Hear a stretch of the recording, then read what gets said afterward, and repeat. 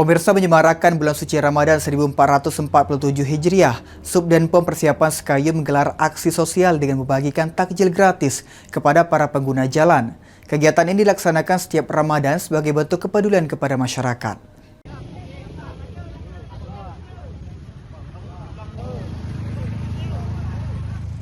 Beginilah suasana sore di depan kantor Subdenpom Persiapan Sekayu.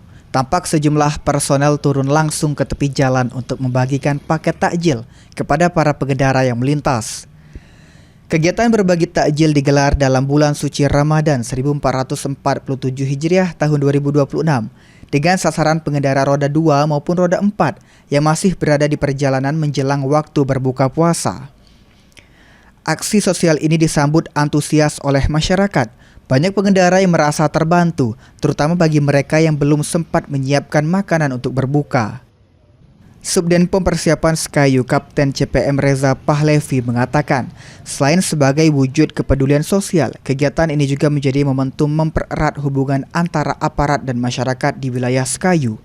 Dengan semangat kebersamaan di bulan penuh berkah, Subdenpom Persiapan Sekayu berharap kegiatan ini dapat memberikan manfaat serta memperkuat tali silaturahmi dengan masyarakat.